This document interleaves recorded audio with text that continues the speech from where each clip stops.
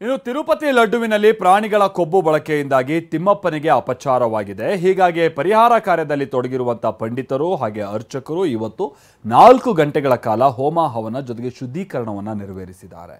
ಭಕ್ತರು ಕೂಡ ಬಹಳ ಗೊಂದಲದಲ್ಲೇ ದೇವರ ಮೇಲೆ ಭಾರ ಹಾಕಿ ಲಡ್ಡುಗಳನ್ನು ಖರೀದಿಸ್ತಾ ಇದ್ದಾರೆ.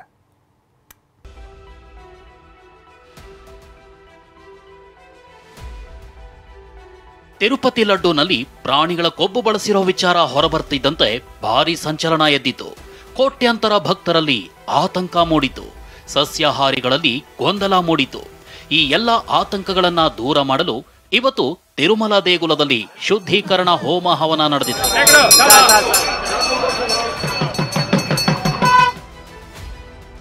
ತಿರುಮಲ ದೇಗುಲದಲ್ಲಿ 4 ಗಂಟೆ ಹೋಮ ಶುದ್ಧೀಕರಣ. ಲಡ್ಡು ತಯಾರಿಕಾ ಘಟಕ ಗರ್ಭಗುಡಿಯಲ್ಲಿ ಸಂಪ್ರೋಕ್ಷಣೆ. ಇವತ್ತು ಮುಂಜಾನೆ 6 ಗಂಟೆಗೆ ಟಿಟಿಡಿ ಪ್ರಧಾನ ಅರ್ಚಕರಾದ ರಾಮಕೃಷ್ಣ ದೀಕ್ಷಿತ್ ಅವರ ನೇತೃತ್ವದಲ್ಲಿ ಹೋಮ ಶುರುವಾಯಿತು. ದೇಗುಲದ ಬಳಿಯ ಬಂಗಾರಬಾವಿ ಯಾಗಶಾಲೆಯಲ್ಲಿ ಸುಮಾರು 4 ಗಂಟೆಗಳ ಕಾಲ ಶಾಂತಿ ಹೋಮ ನಡೆಯಿತು. 3 ಹೋಮಕುಂಡಗಳನ್ನು ರಚಿಸಿ 8 ಮಂದಿ ತಿರುಮಲ ಅರ್ಚಕರು 3 ಮಂದಿ ಆಗಮ ಸಲಹೆಗಾರರು ಹೋಮ ನೆರವೇರಿಸಿದರು. ಮೊದಲು ವಾಸ್ತು ಶುದ್ಧಿ, ಯಂತ್ರ ಶುದ್ಧಿ, ಸ್ಥಳ ಶುದ್ಧಿ ಮೂಲಕ ಹೋಮ ಹವನ ನಡೆಯಿತು.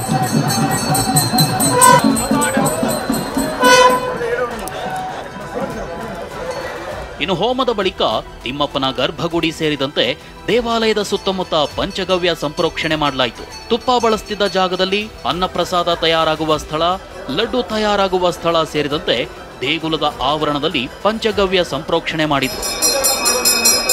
ಇದೇ ವೇಳೆ ದೇವಾಲಯದ ಬ್ಯಾರಿಕೇಡ್ ಕಂಬಿಗಳು ಸೇರಿದಂತೆ ಹಲವೆಡೆ ಕ್ಲೀನಿಂಗ್ ನಡೆಯಿತು. ಇವತ್ತು ದೇಗುಲದಲ್ಲಿ ಶಾಂತಿ ಹೋಮ ನೆರವೇರಿಸಿದ್ರು. ಅದಾದ ಬಳಿಕ ಅಂತಿಮವಾಗಿ ಕುಂಭ ಪ್ರೋಕ್ಷಣ ಮಾಡ್ತಾರೆ.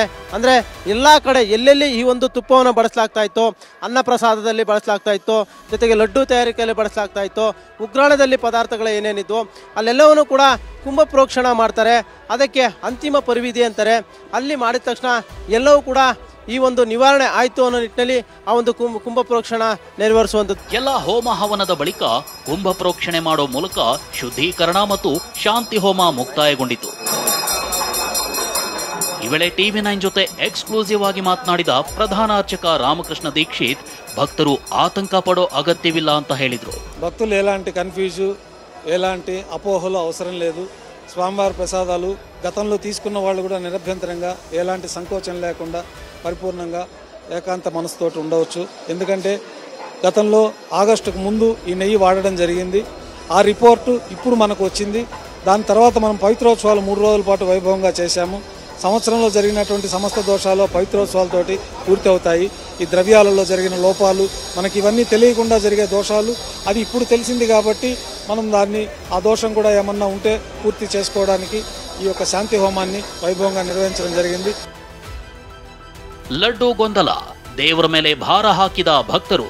ತಿರುಪತಿ ಲಡ್ಡುನಲ್ಲಿ ಪ್ರಾಣಿಗಳ ಕೊಬ್ಬು ಬಳಕೆ ವಿಚಾರ ಭಕ್ತರಲ್ಲೂ ಗೊಂದಲ ಮೂಡಿಸಿದೆ. ತಿರುಮಲ ದೇಗುಲಕ್ಕೆ ಭೇಟಿ ನೀಡಿದ ಭಕ್ತರು TV9 ಜೊತೆ ಮಾತನಾಡಿದ್ರು.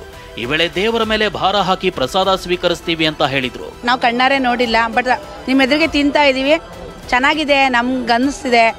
ಬಟ್ ಅದ್ರ ಬಗ್ಗೆ ದೇವ್ರ ಮೇಲೆ ಭಾರ ಹಾಕಿ ತಿಂತಾ ಇದೀವಿ.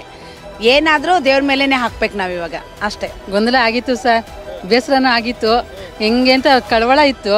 ಆಮೇಲೆ ಭಗವಂತನ ದರ್ಶನ ಮಾಡಿ ಭಗವಂತನ ಮೇಲೆ ಭಾರ ಹಾಕಿದೀವಿ. ಏನೇ ಕೊಟ್ಟರು ಸ್ವೀಕರಿಸ್ತೀರಾ? ಭಗವಂತನ ಮೇಲೆ ಹಾಕಿದೀವಲ್ಲ ಭಾರ. ಭಗವಂತ ನಮ್ಗೆ ಆ ಥರ ಏನು ಕಲ್ಮಶ ಕೊಡಲ್ಲ ಅಂತ.